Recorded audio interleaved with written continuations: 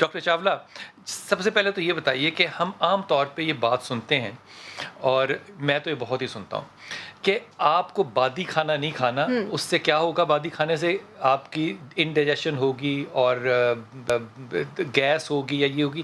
یہ بادی کھانا کیا چیز ہوتی ہے؟ اچھا، اگر اس کو سر ہم لٹرلی ٹرانسلیٹ کر دیں تو بادی کا مطلب ہے وہ کھانا جس کی فرمنٹیشن پاسبل ہے۔ فرمنٹیشن سے مطلب؟ فرمنٹیشن سے مراد یہ ہے کہ جب اس کے اوپر بیکٹیریا ایکٹ کرے گا اس کھانے کے اوپر تو وہ ہائیڈروجن گیس اور کاربن ڈائی آکسائڈ گیس پروڈیوس کر سکتا ہے۔ کاربن ڈائی آکسائڈ پیٹ کے اندر بن رہی ہے؟ وہ ویسے بھی بنتی ہے، تھوڑی بہت بنتی ہے، اور میں یہی مسکنسیپشن یہاں پہ کلیئر کرنا چاہ رہی ہوں کہ ایسا نہیں ہے کہ آپ نے بادی کھانا بالکل بھی نہیں کھانا ہے۔ اس کی ٹائمنگز ہیں، اس کی کوانٹٹی ہے، کن ہیلتھ کنڈیشنز کے لوگوں نے وہ کھانا ہے، کن ہیلتھ کنڈیشنز کے لوگوں نے وہ نہیں کھانا ہے، یہ چیزیں بھی امپورٹنٹ ہے۔ اب دالیں بادی ہیں، دالوں کی فرمنٹیشن ہوتی ہے تو کیا ہم دالیں کھانا چھوڑ دیں؟ ایسا تو نہیں ہو سکتا۔ دالوں کی اتنی زیادہ نیوٹریشنل افادیت بھی ہے آپ کے پاس۔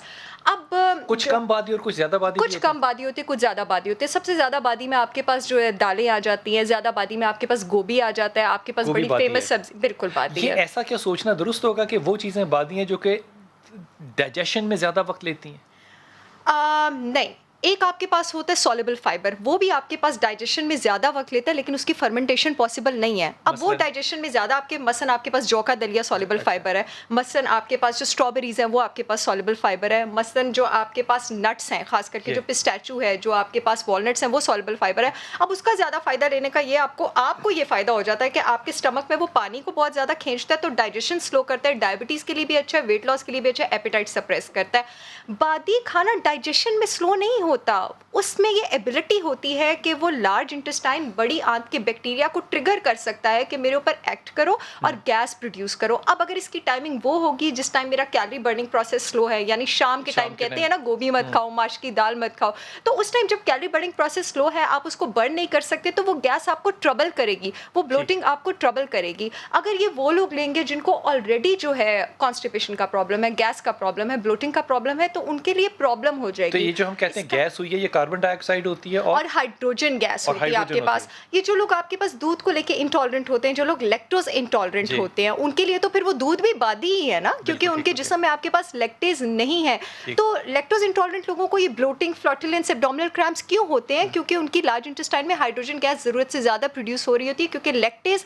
دودھ میں موجود جو شوگر ہے لیکٹوز، اس کو ہضم کرنے کے لیے پریزنٹ نہیں ہوتا۔ تو ہوتا کیا ہے کہ بڑی آنت کے بیکٹیریا جو لیکٹوز ہے اس کی فرمنٹیشن سٹارٹ کر دیتے ہیں، اور بادی کھانوں کو ڈائجسٹ کر کے وہ جو گیس پروڈیوس کرتے ہیں، ان کو ڈائجسٹ کر کے بھی وہ پروڈیوس کرنا شروع کر دیتے ہیں۔ بادی کھانا جو ہے یہ میرے پیٹ میں تو ہائیڈروجن اور کاربن ڈائی آکسائڈ پیدا کر رہا ہے، کیا یہ میری صحت کے لیے مضر ہے؟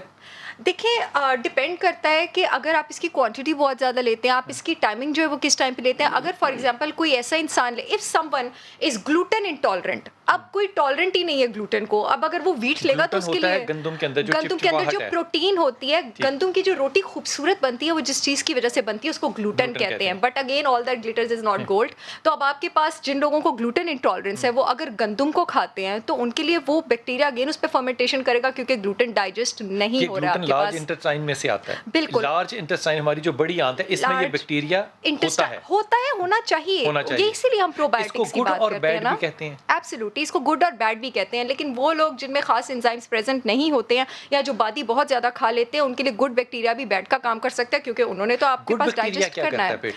گڈ بیکٹیریا آپ کے پاس وہ انزائم سیکریٹ کرتا ہے جو کہ الگ الگ انزائم، کاربوہائیڈریٹ کے لیے الگ سیکریٹ کرتا ہے، پروٹین کے لیے الگ سیکریٹ کرتا ہے، فیٹ کے لیے الگ سیکریٹ کرتا ہے۔ وہ تو سولجرز ہوئے، وہ تو آپ باہر سے بھی لیتے ہیں، بالکل لیتے ہیں، لیکن جب آپ ضرورت سے زیادہ لیں گے تو پھر وہ آپ کے پاس گیس بھی پروڈیوس کریں گے۔ لیکن ایک مجھے بات بتائیے کہ اگر اینٹی بایوٹک کوئی کھاتا ہے تو کیا اس سے گڈ بیکٹیریا بھی مر جاتا ہے؟ اینٹی بایوٹک سے بیڈ اور گڈ بیکٹیریا دونوں مر جاتے ہیں، اور اسی لیے انفارچونیٹلی ہمارے یہاں پہ آنکھیں بند کر کے اینٹی بایوٹک پرسکرائب کر دی جاتی ہے، نہیں کرنا چاہیے۔ ان دا لانگر رن آپ کی امیونٹی کے لیے بہت زیادہ برا ہے۔ اور دالوں میں اور ان ساری چیزوں میں ایڈ کرنا چاہوں گی، بیسکلی جو چیز فرمنٹ ہوتی ہے وہ ہوتے ہیں آپ کے پاس شارٹ چین کاربوہائیڈریٹس، ایک لانگ چین ہوتے ہیں، ایک شارٹ چین۔ جب شارٹ چین کاربوہائیڈریٹس فرمنٹ ہوتے ہیں گیس پروڈیوس ہوتی ہے۔